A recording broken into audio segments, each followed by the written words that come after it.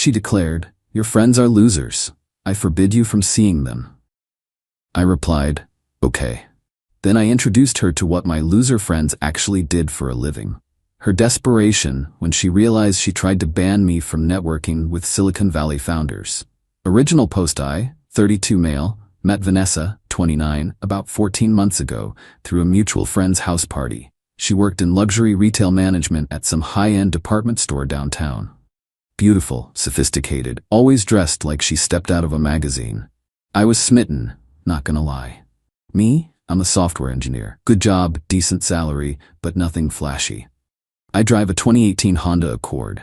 I wear hoodies and jeans. My idea of a fancy dinner is the Thai place that doesn't use paper plates. The first few months were great. She introduced me to wine that didn't come from a box.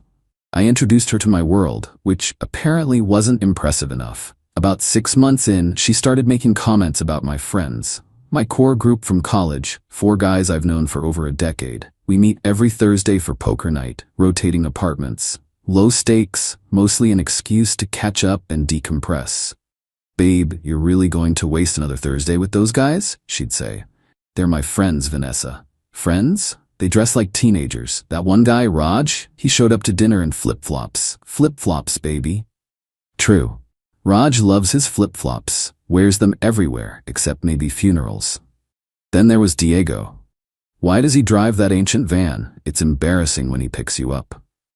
Also true. Diego's 2003 Ford Econoline looks like it survived an apocalypse. And Marcus, does he even have a real job? Every time I see him, he's in sweatpants talking about his projects. Kevin got it the worst. That guy gives me creep vibes. He barely talks, and when he does, it's about computers. Get some social skills. The comments escalated. She'd schedule things on Thursday nights. Get upset when I chose poker. Started calling them "your loser friends" casually, like it was their official title. 3 weeks ago, it came to a head. I was getting ready for poker when she blocked the door. "We need to talk about your priorities, okay? I've been patient, but this is getting ridiculous. You're in your 30s, baby. It's time to grow up and surround yourself with quality people." Quality people? People with ambition. People who dress properly. People who can hold conversations about more than video games and crypto. "My friends are quality people, Vanessa." She actually laughed. "Those losers? Please, they're holding you back. You could be so much more if you networked with the right crowd. My ex used to golf with VPs and executives. That's networking." "So what are you saying?" "I'm saying it's time to choose. Either you start acting like the successful man I know you can be, or keep playing pretend with your little boys club. But I won't be with someone who chooses to surround himself with failures." The ultimatum. Classic. "You're forbidding me from seeing my friends?" I'm setting a boundary. No more Thursday night poker. No more weekend hangouts. If they want to see you, they can grow up and do adult activities. Until then, you're done with them. I looked at her for a long moment. This woman I'd been planning to move in with, who I'd introduced to my parents, who was now standing there like she'd just done me a massive favor. "Okay," I said quietly. Her face lit up. "Really? Oh baby, I knew you'd see sense. This is going to be so good for us. I already have some people I want you to meet. Real professionals with actual careers. Yeah, about that. I think you should meet my friends properly first. One dinner. Let me show you who they really are." She rolled her eyes. "Fine, one dinner, but somewhere decent, not some sports bar." "Deal. This Saturday. I'll set it up." She kissed me and went to pour herself wine, already texting someone about her victory probably. I sat down and opened our group chat. "Me, boys, I need a favor. Vanessa wants to meet you all properly. Saturday dinner. Raj, the same Vanessa who thinks I'm homeless?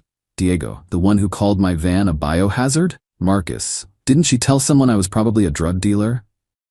She crosses the street when she sees me, dude. Yeah, that one. Trust me on this. Wear your best, worst clothes." Challenge accepted. Update 1, Saturday arrived. I told Vanessa we were meeting at a nice steakhouse downtown. Real white tablecloth place.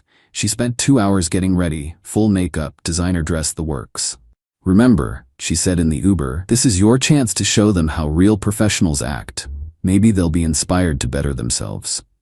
Definitely inspiring, I agreed. We got there first. I'd specifically told the guys to be 15 minutes late. Vanessa ordered wine and started coaching me on appropriate conversation topics. Then they arrived. Raj walked in first, wearing cargo shorts, a faded Star Wars t-shirt, and yes, flip-flops. His hair looked like he'd just woken up. Vanessa's jaw clenched. He couldn't even dress up for this. Diego followed in ripped jeans and a hoodie with some anime character on it. Marcus wore sweatpants and a jersey. Kevin had on his standard uniform, black jeans, black hoodie, looking like he was about to hack the Pentagon. "Hey," Raj said, too loud. "This place is fancy as hell." They sat down and Vanessa's face was already tight with disapproval. "So," she said, voice dripping with condescension, "what do you all do?" "Oh, you know," Raj said, studying the menu upside down, "this and that." "This and that," Vanessa pressed. "That's not a career." "Sure it is," Diego jumped in. "I drive around a lot." "Drive around?" "Yeah, in my van. Very glamorous." Marcus chuckled. "At least you leave the house. I just sit at home working on my projects." "What kind of projects?" Vanessa asked, clearly trying to prove her point to me. "Oh, boring stuff. Numbers, algorithms, you wouldn't be interested." Kevin hadn't said a word, just stared at his phone. Vanessa kicked me under the table, her eyes saying, "See, I told you." "Kevin," she said loudly, "it's rude to be on your phone at dinner." "Sorry," he mumbled, not looking up. "Work emergency." "On a Saturday?" she scoffed. "What could possibly be that important?" "Server issues," he said flatly. "You work in IT?" she said like she was talking to a child. "That must be stable. It pays the bills." The dinner continued like this. The guys played their parts perfectly. Raj told a story about staying up till 4 a.m. playing video games. Diego talked about comic conventions. Marcus went on a rant about cryptocurrency that was deliberately confusing. Kevin said maybe 12 words total. Vanessa was practically glowing with vindication. She kept giving me these looks like "I told you so." When the check came, there was an awkward moment. "Should we split it?" Raj asked, pulling out a wallet held together with duct tape. "I got it," I said quickly. "Nah, man," Diego protested. "Let me calculate everyone's share. I'm good with numbers." He pulled out his phone and started doing basic math out loud, getting it wrong twice. Vanessa excused herself to the bathroom, and the second she was gone, the guys dropped the act. "You sure about this?" Marcus asked quietly. "She really has no idea?" Kevin looked up from his phone for the first time all night. "None," I confirmed. "This is mean, bro," Raj said, but he was grinning. "She called you failures, losers. Said you were holding me back." "Technically, we are holding you back," Diego pointed out. "You could have IPO'd with us if you hadn't insisted on staying at your job." "I like my job." "You like being normal," Kevin corrected. "Nothing wrong with that." Vanessa returned and we finished dinner. In the Uber home, she was ecstatic. "Oh my God, baby, it's worse than I thought. They're in their 30s acting like college freshmen. That Raj guy? He's never going anywhere. And Diego, doing math on his phone for a dinner check? How does he even function? Marcus is clearly unemployed, and Kevin, I don't think Kevin can even hold a conversation. So you still think I should cut them off? Absolutely. You're so much better than them. It's embarrassing that you associate with people like that. Promise me you'll stop seeing them." "Let me think about it," I said. "What's there to think about? They're losers. They'll be living in their parents' basements at 40. "Raj's parents do have a nice basement," I said thoughtfully. She hit my arm. "This isn't funny. I'm trying to help you." "I know. Hey, there's this tech conference next weekend. Bunch of startup people. Want to come? Network with some quality people?" Her eyes lit up. "Yes, that's what I'm talking about. Real professionals. What's the conference?" "It's kind of exclusive, but I can get us in." "How?" "I have connections." She spent the rest of the ride home talking about what she'd wear, who we might meet, how this was the start of our new chapter. I texted the group chat. Me. Phase 2. Next Saturday. The Moscow Center.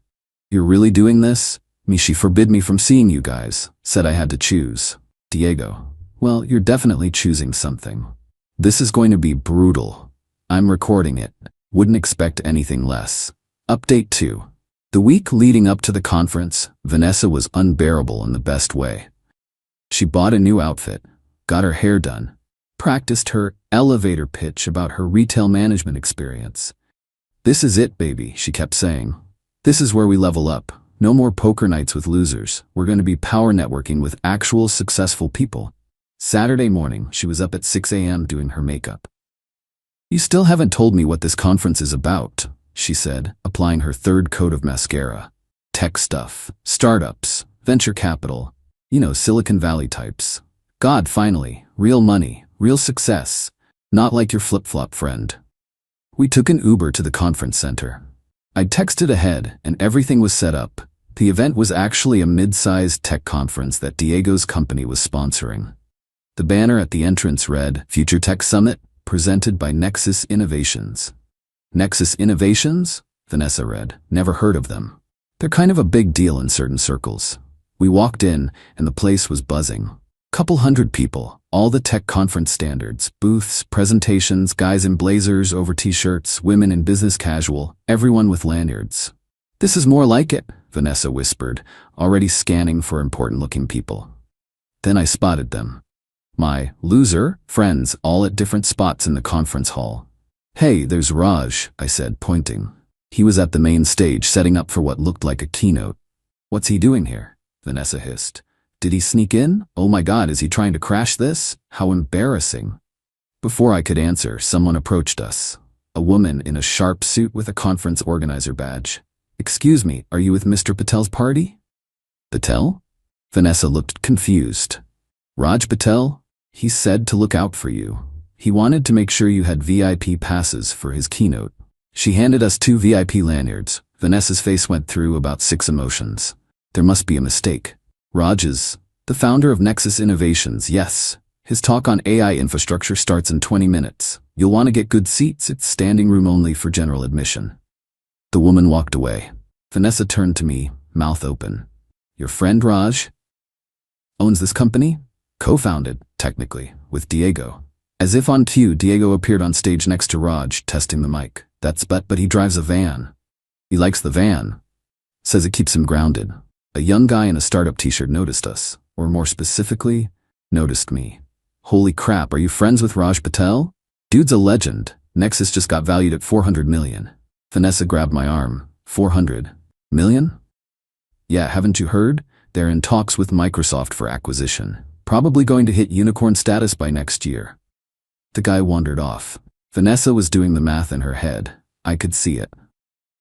We should find our seats, I suggested. We sat in the VIP section.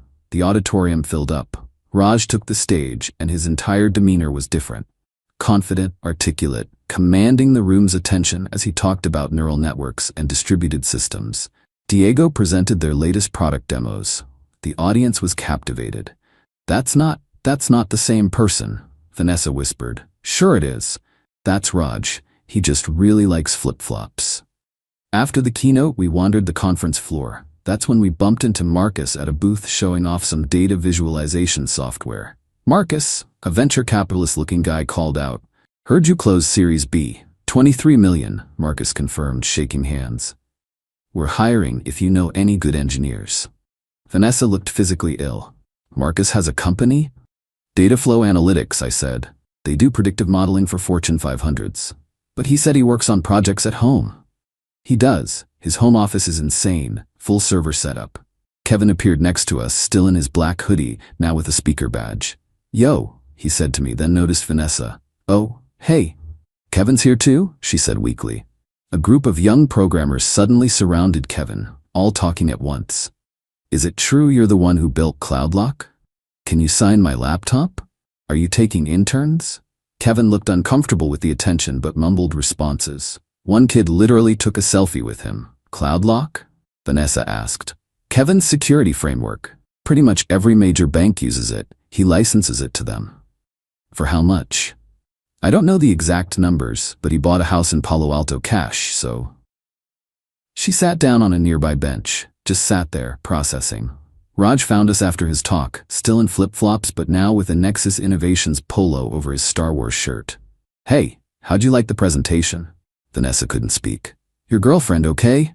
Raj asked me. She's just surprised. She didn't know what you did.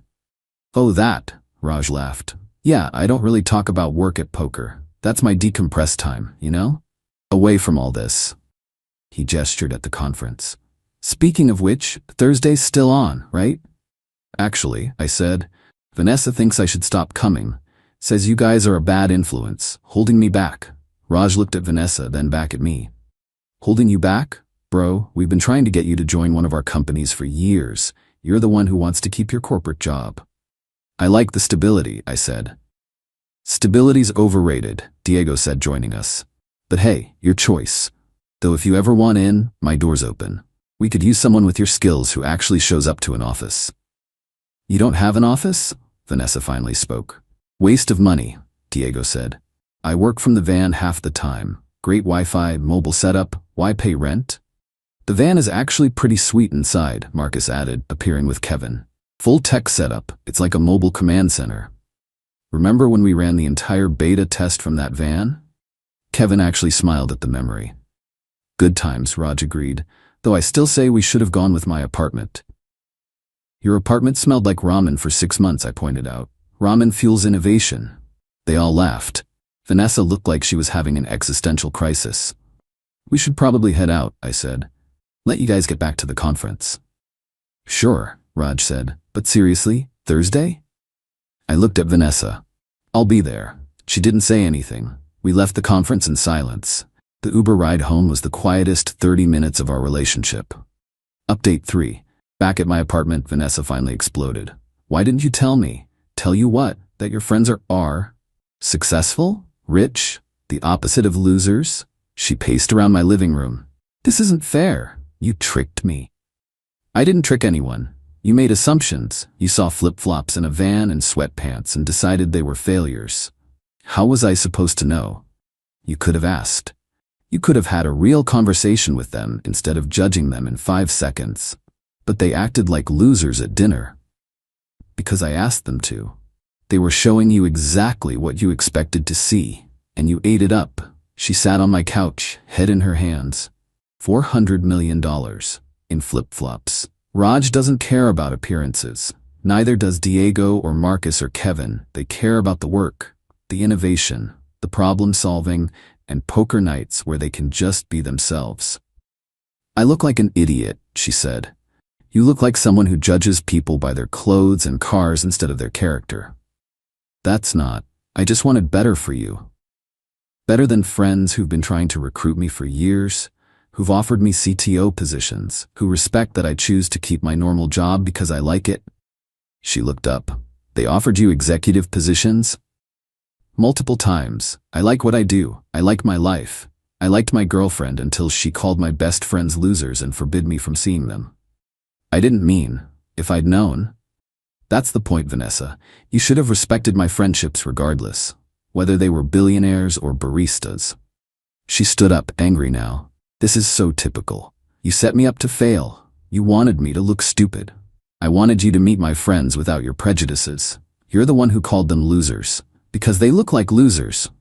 And there it is. She grabbed her purse. I need to think. Take all the time you need. She left. I texted the group. Me, it's done. Raj, how'd she take it? Me, about as expected. Diego, you okay? Yeah. Thursday? Marcus, wouldn't miss it. Kevin, bring beer. The next day, Vanessa called 15 times. I answered on the 16th. We need to talk, she said. Okay. I've been thinking. I reacted poorly. I see that now. Your friends are clearly very successful, and I misjudged them. Okay. So I'm willing to give them another chance. I almost laughed. You're willing? Yes, we can do dinners, maybe some networking events. I could really expand my professional circle with connections like that. This could be great for my career. There it was. Vanessa, we're done. What? But I'm apologizing. I'm saying we can see your friends. You're saying you want to use my friends for networking. 24 hours ago they were losers. Now that you know they're rich, suddenly they're worthy of your time? That's not. I just think we got off on the wrong foot. We got off on exactly the right foot. You showed me who you are. Someone who measures people's worth by their bank accounts and job titles. You're being ridiculous. I'm trying here. Try with someone else. I hung up. She sent about 30 texts over the next few days, ranging from apologetic to angry to desperate. My favorite was, do you know how hard it is to meet successful men in this city? Yeah. It's so hard. She had one and tried to ban him from seeing his successful friends because they wore flip-flops. I blocked her after she started messaging my friends on LinkedIn asking for professional connections. Diego screenshot her message and sent it to the group chat. She'd actually pitched him her retail management expertise for his tech company. Raj responded with a flip-flop emoji. Final update. It's been 2 months. Life's good. Poker nights continue. Last Thursday, Kevin actually told a joke. We're still recovering from the shock. Vanessa, from what I hear through mutual acquaintances, has been telling people I'm an insecure man who couldn't handle dating a strong woman. Also that I hid my connections to test her, which was manipulative. Whatever helps her sleep at night. The funny thing is, she could have had everything she wanted. Access to that network, the tech conferences, the successful boyfriend with successful friends. All she had to do was be a decent person who didn't judge people by appearances. But she couldn't do it. She saw flip-flops and decided that meant failure. She saw a van and thought poverty. She saw quiet Kevin and assumed social incompetence. She never saw Raj's brilliance, Diego's creativity, Marcus's analytical mind, or Kevin's genius-level programming skills. She was too busy looking at their clothes. My mom asked if I regret not telling Vanessa the truth from the start, maybe avoiding all the drama. Honestly, no, because if she'd known from day one, she'd have pretended to like them. She'd have fake laughed at their jokes and pretended to be interested in their work. And I'd have maybe fallen for it, moved in with her, possibly married someone who only valued people for their net worth. Instead, I got to see exactly who she was. Someone who would try to isolate me from my friends because they didn't meet her aesthetic standards. Someone who thought she had the right to forbid me from seeing people I've known for a decade. The conference reveal wasn't revenge, it was just reality catching up to her assumptions. Last week, I ran into her at a coffee shop. She was with some guy in a suit. She saw me, started to approach, then noticed I was wearing a Nexus Innovations hoodie. Raj gives them out like candy. She turned around and left. Good choice. Tonight's poker night. We're playing at my place. I've got beer, chips, and zero tolerance for anyone who judges my friends by their footwear. Life's too short to date people who think flip-flops equal failure. Besides, Raj just showed up in flip-flops and a blazer because he had a board meeting earlier. The duality of man, folks. Edit, since someone asked, no, I'm not secretly rich. I'm a regular software engineer at a regular company. I make good money, but nothing compared to my friends. They've never once made me feel less than because of it. That's what real friendship looks like.